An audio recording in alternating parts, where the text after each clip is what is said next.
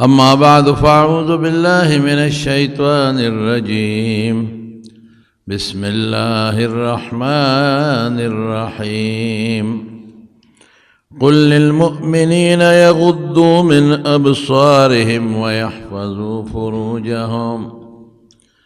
ذلك أزكى لهم إن الله خبير بما يصنعون. تیرہ جمعہ میں دا زنانا و دا حیا متعلق خبر کرے و او پدی بنیاد چنن سبا بے حیائی دیر ازیات شوید. زنانا و نارینا بے حیائی نن سبا پیشن گرنی او حیا دا سے گرنی لکا چے خلاف تہذیب کاری او دا بانڈیسیانو کاری بے حیائے او پا ازاد جن خوشحالی گی فخر پہ کئی بربنتو برواج شوی دی او چے سو کم حیا کئی پردہ کئی اغی پوری خاندی گسوک غٹ جامع اچھئی بورقہ پسرائی پڑونے پسرائی زنانا غی پوری خاندی او که کم الک حیا کئی دا خزو نسرخ کتا کئی او سترگی پٹئی اغتا ملنڈ کئی او خنداگانے کئی ملا جیوتا وی او اغا جنیتا چی کم پردہ کئی ملانی وتا وی. دا ټول د خدای عذاب لا دعوت ورکول دی. دا د ما خبره نه ده، دا د غوره او د ناغوره خبره هم نه ده چې دا ګنې غوره دی او دا ناغوره دی. دا د رب العالمین د قرآن شریف خبره ده او دې کې ډېر لوی خیر دی د مسلمان او چې اونه کې ډېر لوی شر دی. قرآن شریف کے اللہ پاک سڑوتا اعلان کئی قل للمؤمنین یغضوا من ابصارهم کہ دے مسلمانانو توا چی خپل نظرون اخکتا کی خدو تا دے نگوری ویحفظوا فروجهم واختخپلو اندامون دے حفاظتو کی ما سوا دا جائز زین دے خپل اندام نے استعمالی او خذو تم رب العالمین اعلان کردے وقل للمؤمنات یغضضن من ابصارهن کہ تاسم نظر خکتا کے پردو سڑو تم گورے ویحفظن فروجهن او دخپلو اندامونو حفاظتو کے. بے حیائی پا خدا قسم تبائی دا تبائی او حیا ایمان دے. نبی کریم صلی اللہ علیہ وسلم مشہور حدیث تھی کہ علیہ السلام فرمائی کہ الحیاء نصف الایمان، حیا نیم ایمان دی نیم. او یو حدیث کے راضی کہ ان من کلام النبوت الاولا پیغمبر مبارک نقل کئی کہ دا آدم علیہ السلام نا تر عیسیٰ علیہ السلام دا طولو پیغمبرانو مشترک دعوت سدے، دا طولو مشترک خبر سدے. طولو پیغمبرانو خپلو قومونو تسویلی دی اذا لم تستحی فصنع ما شئتا چی حیا دا کینی بیا چی دے سخوخی کوا چی بے حیائی نو کب گناہ کے کوا کہ کافر کے گے نو در بازی دا خدا سو گورا بنیاد زمارونو دا حیا دا چی پا انسان کے حیائی او دسترگو دا نظر که خد سڑو تکی او که سڑی خدو تکی دا دیر خطرناک شیده گوری کتوی دا پسترگو گورا منو دا سا گناہ خو ندا مقدمه دا دین سڑی گناہ ترورو ورزی. شریعت یو کار کردی دی چه کم سیز دا گناہ لارا دا و دا گناہ مقدمه دا غین پابندی لگولی دا. یو وقت که شراب حرام شو نو چې کم لوخي به د شرابو د استعمال په هغې پابندي ولګېده چې دا لوښي به م نه استعمالوي. حالانکه لوښي خو شراب نه دی، لوښي خو نقصاني شی نه دی، خو مطلب یې ده چې دې لوښو ته دوی ګوري نو دا شراب به ور یادېږي، وایي به چې دې کې خو موږ شراب یو وخت څکلی دي، زړه به یې ورته وشي. نو د هغه لوښو نه هم پابندي ولګېده چې د شرابو د استعمال لوښي به م نه استعمالوي، او چې بیا ته د خلکو پوره نفرت پیدا شو، زړه ته تور شو، نو بیا د هغه لوښو اجازت ورکړ. خلکو به د قبرونو سره ناروا سلوک کو، د شریعت خلاف کار به کو په جاهلیت کې. نو پیغمبر علیه السلام اعلان وکړ چې بالکل به قبرونو ته نه ځئ. حالانکه قبر له خو په جایزه طریقه هم سړی تلی شو، په ناجایز هم، خو پابندي مکمل ولګوله، مکمل پابندي چې هغه جایز به هم نه دی، چې مکمل د قبرونو د تلو نه پابندي شي چې دا جایز هم نه دي، نو ناجایز خو به خامخا څوک نه کوي. نو وروسته بیا چې د خلکو هغه اعتقاد او د خلکو عمل کلک شو، مضبوط شو، نو بیا آیت حدیث کې و چې نهیتکم عن زیارت القبور الا فزوروها، ما تاسو د قبرونو د ملاقات نه د زیارت نه منې کړی وې، زه اوس که تاسو څوک ورځئ نو ورځئ. د مارونو ګناه خو ډېر خطرناک شی دی، نږدې به هم نه ورځئ. په یو موقع رسول الله مبارک او فرمایل چې د یو بادشاه دننه ګیاوي، چراګاوي او شپولې ته وکړي، شپول ته هم نږدې مه ورځه. حالانکه شپول ته نږدې که ته خپله ګډه چیلی سره نو ګناه خو نه ده، خو د شپول نه بار ځای دی، لیکن شپول ته نږدې به هم نه ورځې. ولې اسې نه چې د شپول ته ور نږدې شي او د شپول نه دننه دې په ګیا نظر ونه لګي، ور واونړئ، یا دا ګډه چیلی په دې شپول ور واونړي، یا په دې شپول کې چې د سورې صحیح نه کې ور دننه نشي. د ګناه چې کومه لاره ده او کومه مقدمه ده او کوم اسباب دي، د هغې نه به هم ځان ساتئ. نو نظر د ګناه سبب دی، چې نظر کې جنۍ ته او یا جنۍ الک ته نظر کوي، نو دا ورو د ګناه دعوت دی. د دې وجې نه رسول الله مبارک فرمایي لعن الله الناظر والمنظور الیها، چې څوک چاته په بد نظر ګوري، که الک دی او که جنۍ ده، او هغه انسان چې په بد نظر ورته کتی شي، ځان داسې جوړ کړي چې ما ته خلک په بد نظر باندې ګوري، په دواړو د خدای لعنتي پیغمبر خیره کړی او خطرناکه خیره د لعنت خیره نبی کریم صلی الله علیه وسلم کړی ده. د مارونو د نظر خطرناکه ګناه چې دوی نظر نه نقصان پیښیږي، هغه څه دی؟ هغه تاسو ته ووایم. مولانا اشرف علي تانوي رحمت الله علیه لیکلی دی چې په دې دمشق کې یو بوډا بابا و، هغه به بانګ وی. هلته خو یهودیان او مسلمانان ګډوډ یو بل سره اوسېږي،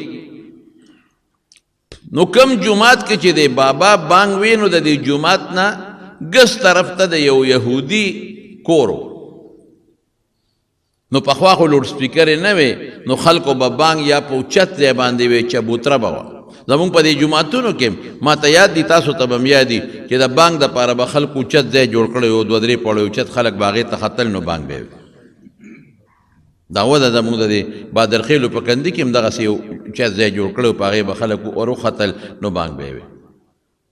او چې داسې غټ جومات به نو هغې کې به مناره جوړه کړې وه، نو په مناره کې به بانګ ویله کېده. او زمونږ فقهاو لیکلی دي چې په مناره کې یو سړی بره بانګ وي په کوټګۍ کې، نو د حی علی الصلاة او حی علی الفلاح لکه د هغه کړکۍ نه مخ باره مباسي، نو خیر دی چې خلکو ته آواز ورسي. دا باباجي د مشر سړی دی او په هغه مناره کې بانګ وی، ټول عمر به بانګونه وي، چې بانګ یو ځل وي او د دې حی علی الفلاح دپاره د منارې نه داسې سر وویسته، نو چې جومات په ګاونډ کې کومه کورو، نو په هغې کې یو یهودنه جینۍ وه، په هغې یې نظر ولګېد. ګوره څونه خطرناک شو نظر. خلک وایي نظر دا دی، هغه دی، نظر یې پرې ولګېد، او چې نظر یې څنګ ولګېده په هغه جینۍ باندې، نو بس په زړه کې د هغه جینۍ سره محبت او مینه پیدا شوه. حضرت نبی کریم صلی الله علیه وسلم چې را روان دی د مزدلفې نه مینا ته راځي په حجة الوداع کې، نو شاته ورسره د تر زوی په اوښه باندې سور دی فضل ابن عباس، او دی لږ ډولې او خشته او ښکلې. نو د نبي علیه السلام نه یو ښځه وه، ځوانه ښځه تپوس وکړه د یو مسلې، که مور مې حج د خیر هغه یو اوږده خبره ده، د مور د حج د مسلې تپوس یې ترې وکړه چې زما په مور باندې حج فرض دی او مړه ده، نو زه حج کولی شم که نه؟ نو د فضل ابن عباس ته حضور پاک د تره زوی د عباس زوی دی جینۍ ته کتل. انسان د خامخا غیر اختیاري نظر پریوزي، بد نظر نی خو ګوري چې رسول الله مبارک داسې وکتل چې دا فضل خو د جینۍ ته ګوري، جینۍ به ورته وکتل نو زر یې لاس شاته کو، د هغه تره د زوی مخې بل طرف ته واړو. نو حضرت عباس ورته وی د تره د زوی دا مخ د بل خوا ولې واړو؟ د الله رسوله وی ځوانه او ځوانه مې ولیدله، نو یریږم چې اسې نه شیطان پکې منځ کې کار ونه کړي. رأیت شابا و شابة فظننت فرأیت ځوانه او ځوانه فخشیت او یریدم ان یقذف الشیطان فی قلوبهما شیئا، اسې نه شیطان د دواړو پړونو کې څه بل څه وروانه چي، دا د په زړه کې د هغه جینۍ مینه وروانه چي، دی به بیا ځي او هغه سوچونه به ورپسې کوي، او د هغه جینۍ په زړه کې د دې هلک مینه وروانه چي، دا به مسله به ختمه شي، زو به خو دا جینۍ به دې خوا توجه وي. دومره احتیاط. نو دی بابا چې لاندې وکتل نو په جینۍ نظر پرېوته، خوښه شوه، بانګې خلاص کنو په کړکۍ کې سر ورتا که، جینۍ ته نیغ نیغ ګوري، ولې نظر ولګېد کنه چې جینۍ ته ګوري، هغې ورته خیال شو، هغې ول آواز ورکړه بابا جي دا څه کورې؟ پردو کورونو ته ګورې، شرمېږې نه؟ بابا جي ورته وایي بچې یا خورې یا لورې ډېره مې خوښه شوې، په دې بانک کې مې ولیدې نو زړه ته مې پرېوتې، نو ځکه تا ته ګورم. او بابا جي خدای ته وګوره، ته خو مؤذن بانګي یې، بانک خو ډېر لوی عمل دی. حضور پاک خو فرمایي دا زه درته وایم چې 7 کاله یو سړی بانګونه وایي خدای به جنت ورکړي. ناجینۍ ورته وایي ته خو مؤذن بانګي، نو پردو ښځو ته ګورې، وایي ډېره زیاته مې خوښه شوې، تا ته لږ نیغ نیغ ګورم. بابا خدای ته وګوره، پردو ښځو ته مه ګوره، یاره یو کار به ونه کې، ما سره نکاح به ونه کې، ګوره فورا خبره بل خوا لاړه، لاول نظر و بیا خبرې شروع شوې، بیا فورا نکاح به ونه کې، او تی بابا ځان ته مه ګوره ما ته مه ګوره، زه خو ستا د نوسۍ نه د کړوسۍ په ځای یم، نو ته شرمېږې نه چې دا خبرې کې؟ وی دا څه خبره ده چې زما ستا رضا وي نو پکې د بل چا څه کار دی؟ چې د 2 کسو رضا وي نو بیا د قاضي پکې څه ضرورت دی؟ زه خوشحاله یم ته خوشحاله، نو عمر ته پکې څه وایي؟ هېڅ خبره نشته دی. وی ګوره بابا جي عمر مې دیم زیات دی، زه کشر یم او ته مسلمان او زه په بل دین یم، په یهودیت یم. وی دا څه خبره نشته، زمونږ په دین کې یهودیانو سره خو نکاح جایزه ده. مسله یې مولا راوویسته، یهودي جینۍ سره او یا عیسائی جینۍ سره خو نکاح جایزه ده، او جینۍ ورته څه وایي؟ او ورته وایي ستا په دین کې خو یهودانې سره نکاح جایزه ده، خو زما ضمیر مال اجازت نه راکوي چې زه بغیر د یهودي نه بل چاته په نکاح شم، بې د یهودي نه بل چا سره نکاح نه کوم. ستا په دین کې جایز وي که ناجایز وي؟ تا مړه لرکه دې خوا نیغ ګورې، شرمېدلې یا دا بوډا هم چې خدای شرمې توبت یې وباسه، بیا ځوان به پې وبخې، بوډا چې خدای شرمې که نه نو ځوان به پې وبخې. ځوان دومره نه پوهېږي چې دا زه د کوم ځای نه چغې وام ټوله دنیا اوري، عشق په مخه اغشتی دی، نو عشق خو سړی په مخه والي بشیرجان ته جوړ شي. هلکه بشیرجانه ټیک ویم که نه، ته که امینه امینه امین ته جوړ شي، د امین د کور نه بار وړه نه کېږي. امین ښځه ډېره خوښه ده، زه ورته یم ښځې ته دوا کوم، وي خدای ته وګوره زما ښځې ته د ارام دوا ونه کې ګورئ چې خدای ارام وله راولي، وي چې تا چا ته د ارام دوا کړې ده بس اخرت ته رسېدلې ده. وی که دا ما خدای ته د آرام دا وکړو بس سم آرام به وکړي اخرت ته به لاړه شي مې ستا ډېره خوښه ده هغه ځای نه چغې ورته ویې ورته ویې خدای ته وګوره باباجي ځان دې شرمولی دی چغې وی موږ هم شرمېدان هم شرمېده نیکبخت وی ما سر نکاح وکړه ته چې څومره مهر غواړې در کوم کور غواړې هر څه چې غواړې در کوم خو د خدای خاطر وکړه ما سره واده وکړه ما سره بابا ته خو شرمېږې که نه زه نه کوم بغیر د یهودي نه بل سره واده تا عمر ته وګوره زما عمر ته وګوره ته څه وې ګډې وډې وې چې دا جینۍ تنګه کړه دی بابا نو جینۍ ورته یو شرط کېښود وی ښه دی یو کار وکړه عمر د ما ستا خو ډېر فرق لري خو زه که ستا ډېره خوښه یم کوم د سره واده نکاح د سره هم نن کوم راځه بېګاله دې ښځه یم خو په دې شرط چې یهودي کېږي به که دا شرط قبلوي چې یهودي کېږي را میدان ته شي د جینۍ دا خیال و چې دا دې شرط مې ولګو چې ده خو اویا اتیاو کالو نه وړېدلی دی دی بچه ته ایمان پرېږدي وی ښځې دا خو ډېره ګرانه ده ما خو بلا منځونه او روجې او ما خو بانګونه دا نه کېږي وایي چې دا نه کېږي مهرباني وکړه سترګې بل خوا واړوه اخوا ده خیر دی ورته بیا ټینګ شو وی ګوره ما درته یوه خبره کړې ده که یهودي کېږي راده ګنې د یهودي نه بغیر وی دې نه بغیر بل شرط نشته وی نه وی که یهودي شم بیا را سره نکاح کې وی اوس راځه وی ښه د یهودي شم درلم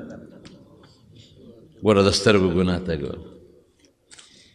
ویزه ایمان می پریخو یهودی شم درلم خو چې دا خبره وکړه او ښه د خوشحالۍ نه را روانو چې پیغله جینۍ مې په نصیب کېږي نو په هغه منارې په هغه پوړی کې خپه وښوی ده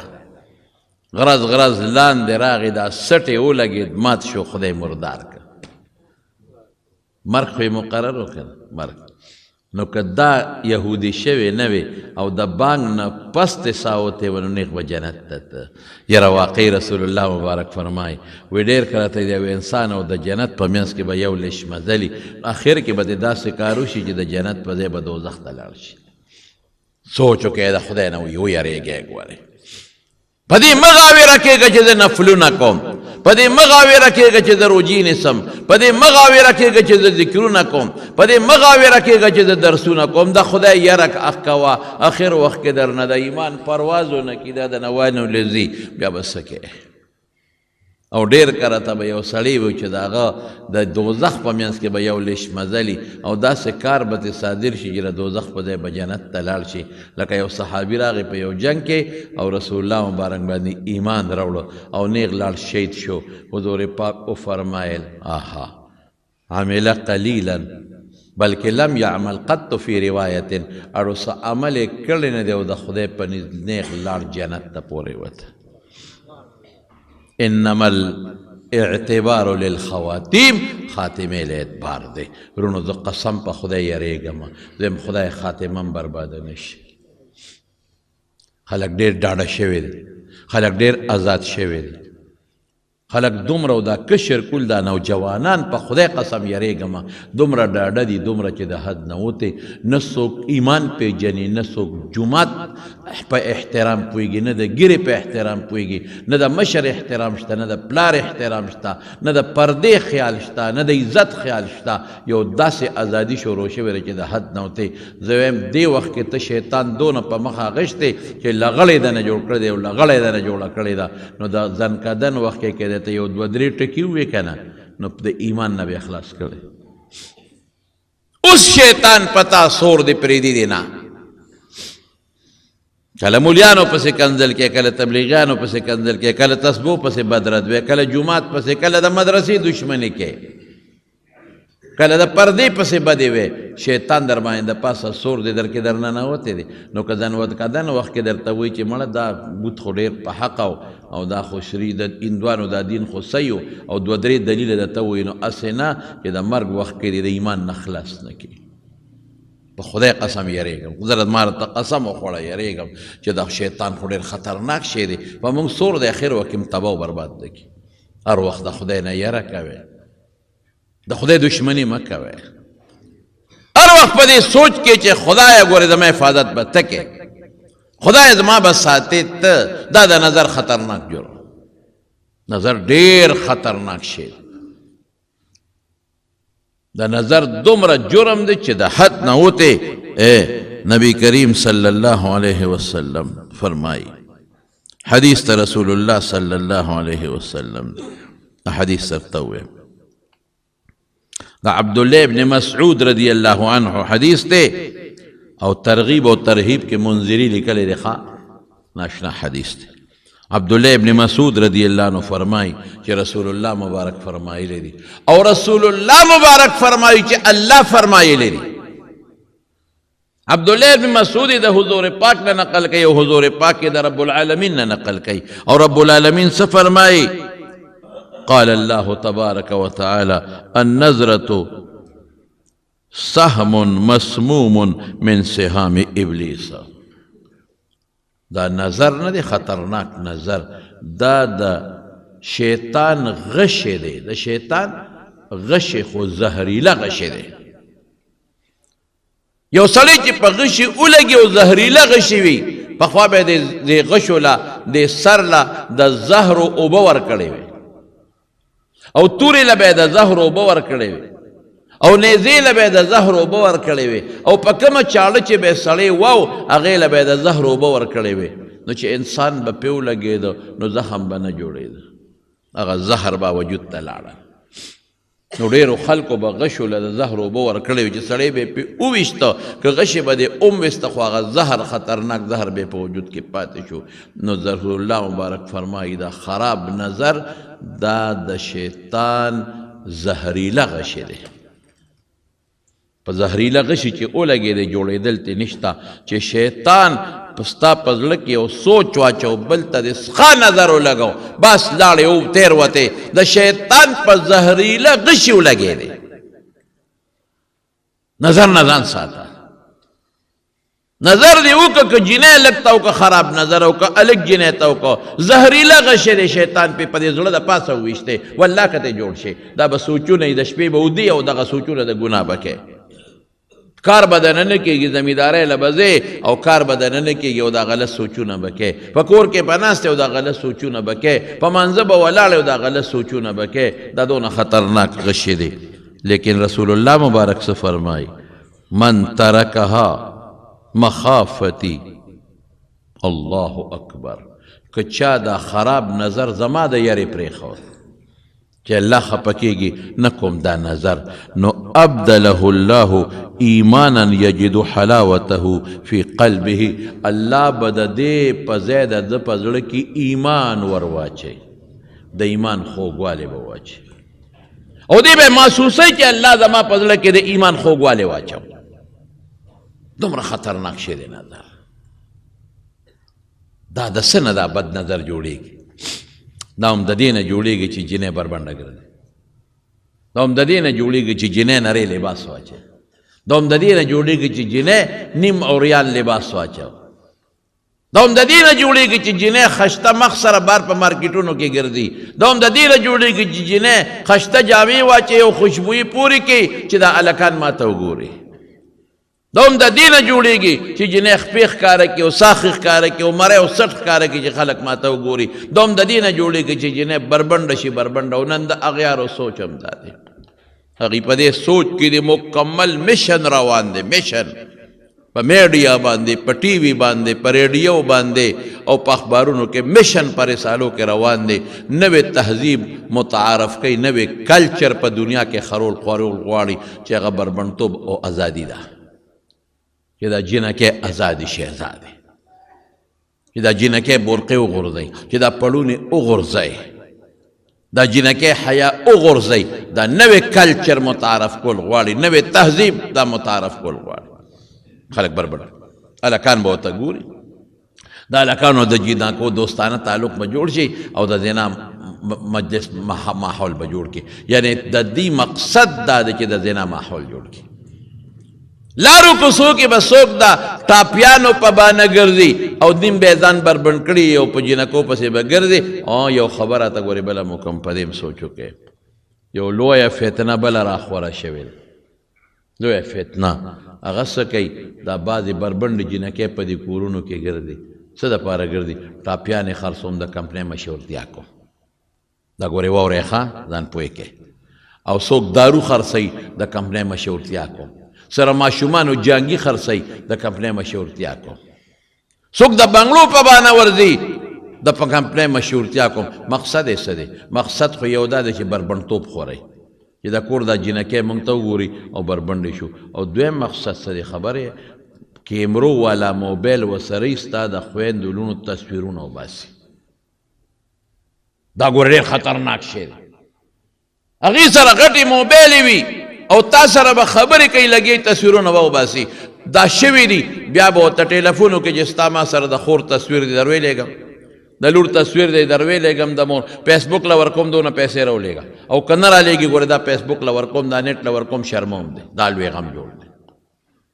بلکې یو بله درته ووایم د مخکې ورځو کې د تخبې علاقه کې یو واقع پېښه شوې ده چې هلک د ښځو په جامه کې او په بورقه کې کور ته دننتلی دی نیولې شوی هم دی دا څومره لوی فتنې شروع شو صاحب دا ټول زموږ د بې سترۍ د لاس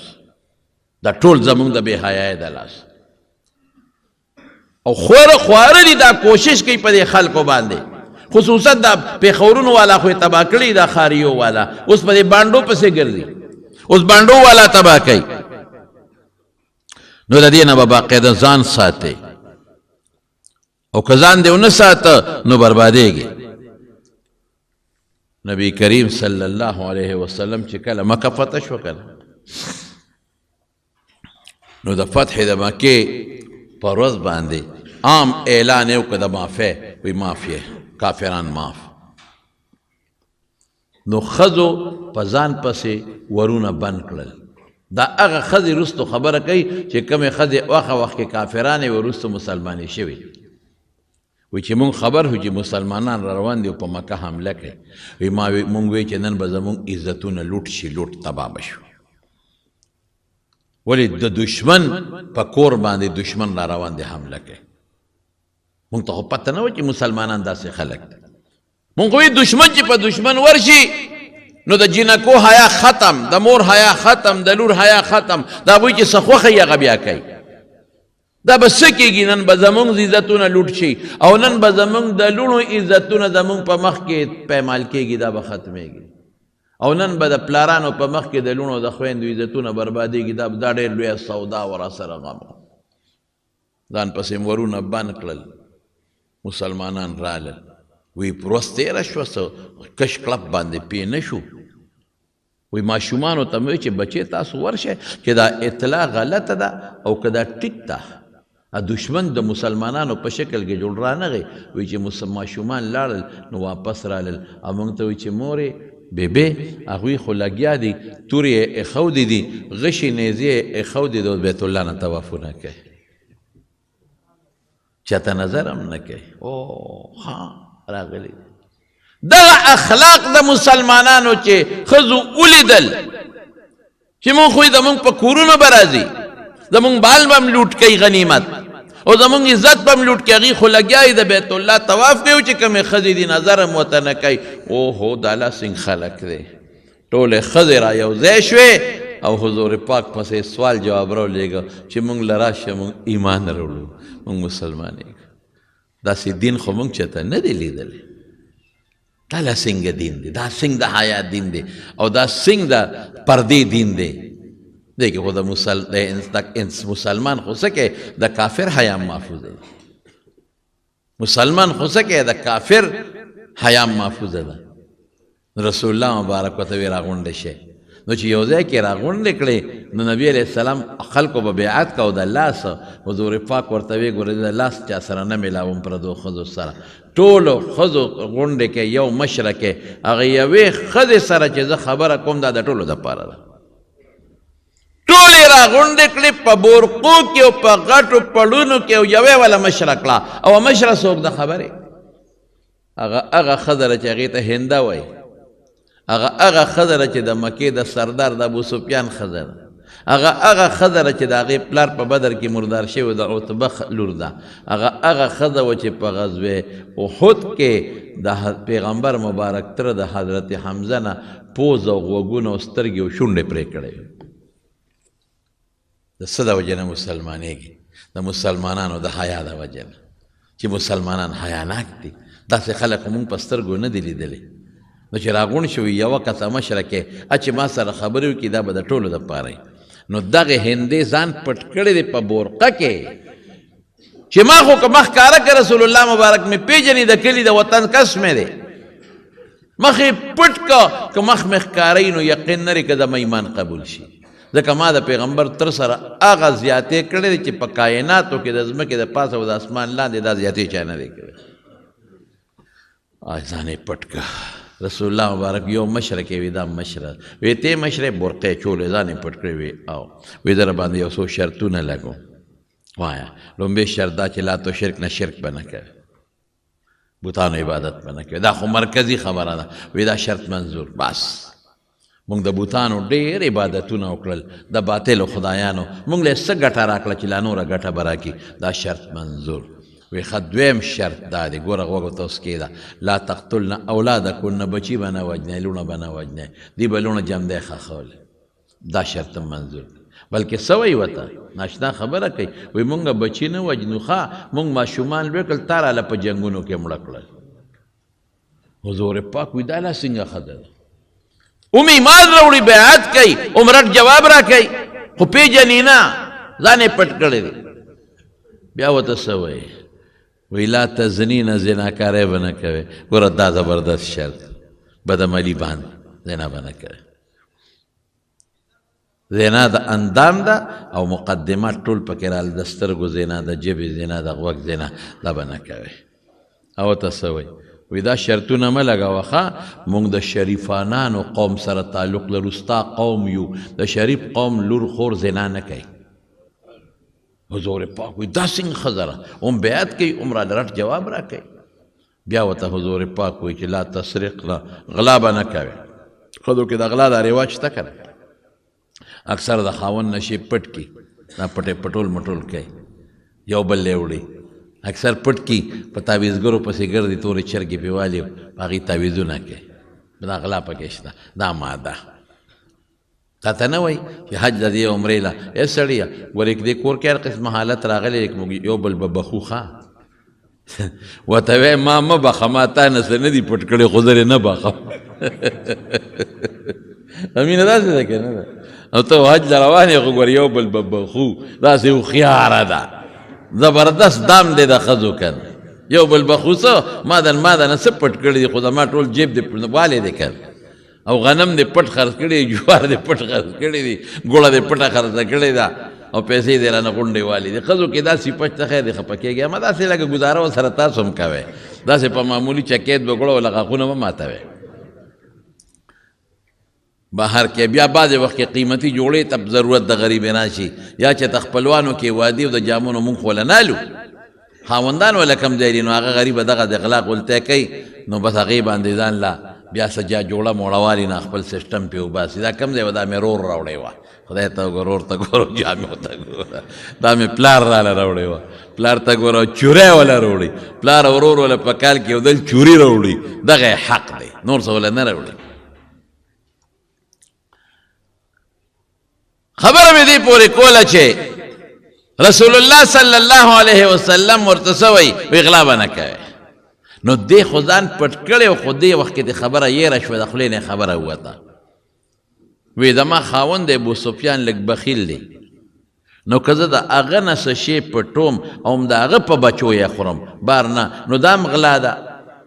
نو چې رسول الله مبارک واورېدل چې زما خاوند د ابوسفیان وی دا خو د ابوسفیان ښځه ده دا خو د عتبه لور ده وی انت هند بنت عتبه ته هنده د عتبه لورې څه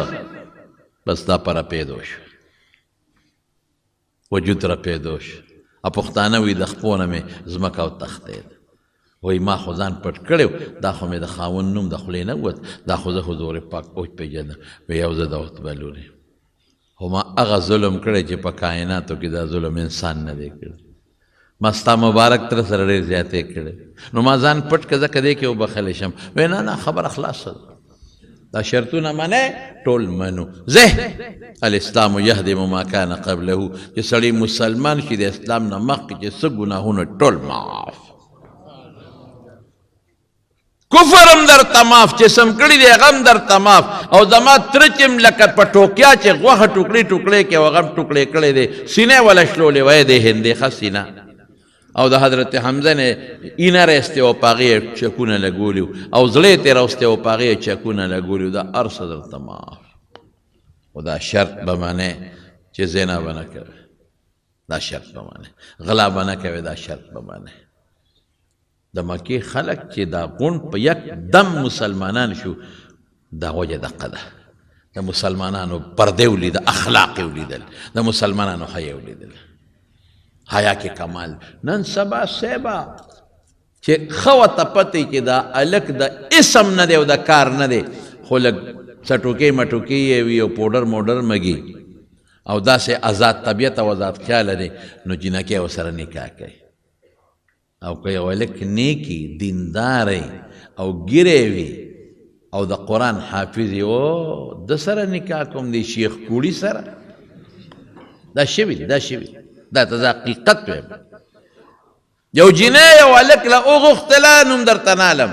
یو جینۍ یو هلک له وغوښتله او هغه جینۍ څه وې مور ورته وی ډېر نیک دی حافظ قرآن او حافظ قرآن او ښایسته ښکلې نوجوان او ښکلې ګیره او د ښه خاندان جینۍ ته یې وی ډېره ښه رشته راغله زه به شیخ کوړي سره نکاح کوم وای خدایا ګیرې ته یې څونه ظالم سپک وکتل څومره سپک دی وکتل بل ځای واده شو خاوند یې اوس مړ شوی دی زامن یې ته وشو هغه لوپران دي هغه ښځه نن په پردي کورونو کې خدمتونه کوي پردي لوښي اینځي پردی جامې وینځي او پردي ځایونه جارو کوي او هغه خپل بچي ورپسې راپاسې او ډبی یې او هغې شیخ کوړي ده چې د قرآن حافظ و خدای عالمه ښځه ورکړنې په کور کې د قرآن شریف درس چلیږي زمونږ ښځې هم داسې غواړي او هلکان څه غواړي هلکانو ته چې وایي چې دا ډېره دینداره ده او دا عالمه ده او دا پردهداره ده نه یاره زه ورپسې څه مونځ خو نه کوم امامتی له خو یې نه راولم چې ما له بیا امامتي راکوي ما له داسې ښځه وګوره چې یو پرس یو طرف ته اچولي او بل یې بل ته اچولي او هغه د اوږدو څوکو کیړی اچولي چې په لاره ځي چې ټقار یې د تورنګزو د یو سر نه بل ځای اورېدلی کېږي آزاد طبیعته ښځه او آزاد خیاله ښځه دا ژوند فیشن دی خفه کېږی ما بس دا د پیغمبر د احکاماتو نه خلاف خبرې روان نو سبا ستې جوړ شي سبا بیا جګړې جوړې شي دا بیا دا جینۍ بیا په خپل کور کې په موبایل بل چا سره لګې خبرې کوي بیا اړه تبی بیا وي دا به څه کېږي په خدای قسم بیا موږ له دا مسایل را روان دي دا اوسني خبره نه را موږ له مسایل را روان دي هلکان ورکره کور ته دننه راځي جینۍ نه صبرېږي هغه خو د شلو سره په موبایل خبرې کړي دي آزاد خیاله ښځه ده ښځه هغه ښځه ده چې صرف د خپل خاوند ښځه بس الحمدلله زموږ د زړو پښتنو ښځې زموږ د زړو پښتنو ښځې صرف د خپل خاوند ښځه دا د خدای فضل حیا زبردست شی دی او زما وروڼو ما تاسو ته مخکې یو خبره کړې رسول الله صلی الله علیه وسلم فرمایي چې ما ته خدای پاک عذابونه وښول د معراج عذابونه یو ځای کې مې یو غار ولید چې هغه د خولې تنګه و او دننه فراخ و اور پکې لګېدلی او بربن هلکان او جینکۍ وې پکې او چې د اور به د لاندې نه غړمب وکړه نو دا بربن هلکان جینکۍ به د سر له رالې ما وې تې لاندې را پروزي خو اور به بیا ښکته شو دوی به ویښله لاړل ما وی دا لغړه هلکان او جینکۍ دا څه دي جبریل ته مې وویل میکایل ته علیهم السلام وی ما ته وی دا ستا د امت ښه هغه هلکان او جینکۍ دي چې زناکار دي دنیا کې بې حیایي خوښه او زناکار دي دی سزا دی د قبر عذاب دی د قبر عذاب په دې اور کې به سوځېږي خدای دې زمونږ بچي د دې نه په حفظ و امان کې وساتي او بل دا دی بعضې خلک دا وایي او رسول الله مبارک فرمایي چې کم انسان کمه جینۍ او کمه ښځه دا وره دا په بد نظر چاته ګوري هلک جینۍ ته او جینۍ هلک ته د قیامت په ورځ به وله په سترګو کې خدای ویلې شوې تانبه ور واچوي ویلې شوې تامبه دا څومره خطرناکه سزا ده دا ټول د بې حیا د لاسه دا قصې پسې شروع دي او نبی کریم صلی الله علیه وسلم حدیث مبارک کې د حضور پاک په ابو داود شریف کې ده وی چې په لاره باندې ښځې رواني په لاره او سړیم رواني نو سړی به د غاړې له لارې په یو طرف ځي او ښځه به د لارې په بل طرف ځي دا به په یو لاره به نه ځي چې دا په ښي طرف روانه ده ته په ګس طرف ځي که دا په ګس طرف روانه او ته په ښي طرف ځي مخې له به ښځې له نه راځي چې دا په کومه لار را روانه ته په هغې نه راځي په دې بل طرف او رسول الله صلی الله علیه وسلم پسې به ښځو په مسجد نبوي کې شاته مونځ کاو سړی به مخکې و ښځې به شاته وي نو سړو ته به یې څه وې چې سلام به یې وګرځوي نه به پاسې په خپل ځای به کښېنئ او ښځو ته به اډر و چې تاسو فوراً خپلو کورونو ته ځئ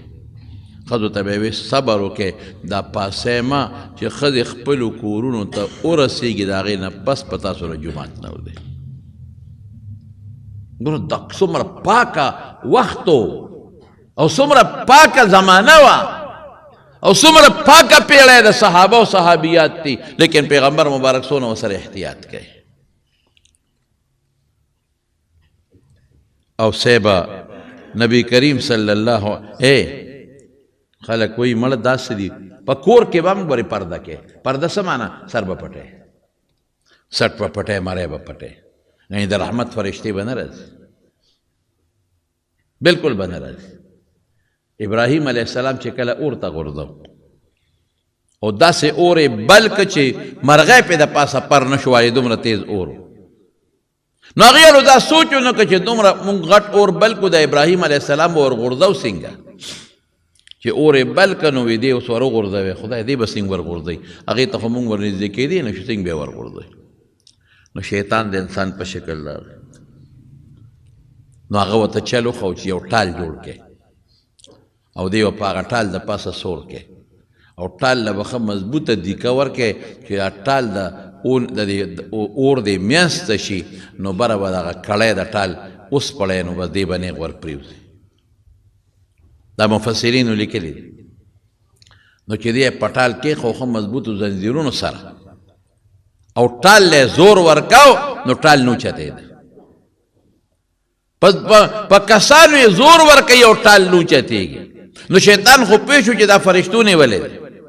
اگر چې فرشتې رالی ابراهیم علیه السلام لا یو فرشته ورته وایي چې زه د هوا